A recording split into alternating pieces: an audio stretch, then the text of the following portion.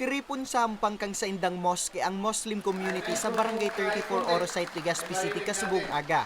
Ngunyang kayang aldaw, pigsiselebrar ninda ang Idul Fitr o ang pagtatapos kang Ramadan. Para kay Hafida Salik, dawa tapos na ang sa indang sarong bulan na pag-aayuno. Padago siyang magiging maray na tagasunod ni Allah. Sa akin naman, okay lang naman kasi sa amin sa pag-aayuno namin na mga Muslim, ang pag-aayuno namin ay parang gamot siya sa kay yung mga kasalanan mo, pwedeng mawala. Happy Eid mo ba sa mga kapwa kong Muslim sa buong mundo. Labi man na pigpapasalamat ni Kagawad Annalisa Sultan, ang Muslim Affairs Officer kan Barangay Orosite, ang suportang pigpapamati kang sa indang mga kababayan para sa nasambit na selebrasyon.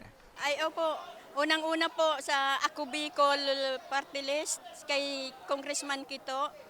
Grabe po ang tabang niya. Ang mga tarpaulin po na tent po, ali sa iya, sobrang tabang na i-donate niya sa Muya para gamiton ngunya na celebration may sa Idul Fitr po. Nakisumaro man sa pagtiripon, si Board Member Ismael Isham, punong Barangay Oriel Madalya, asin ang pamayokan Orosite High School na si Jolan Torres. Katakod kang selebrasyon, laom kang Regional President kang Muslim Community sa Bicol na si Al-Amin Hasan, nalugod siring niya, mas napakusog pa kang Ramadan ang pagtubod kan mga kapwa niya Muslim kay Allah. Panatilihin natin ang kapayapaan sa ating mga lugar at maging tunay na Muslim. Na ang Muslim ay yun nga, ang turo ng Islam, turo ng dakilang tagapaglikha sa mga Muslim ay maging mapayapa ang ating pamumuhay.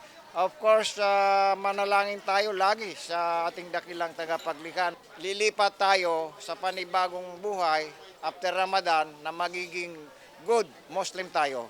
Makalis ang halipot na seremonya. Nagkaigwaman ng dikit na salo-salo asin kaugmahan ang Muslim community kang syudad ng Legazpi. Para sa mga baretang tatak Bicol, Nomer Corporal.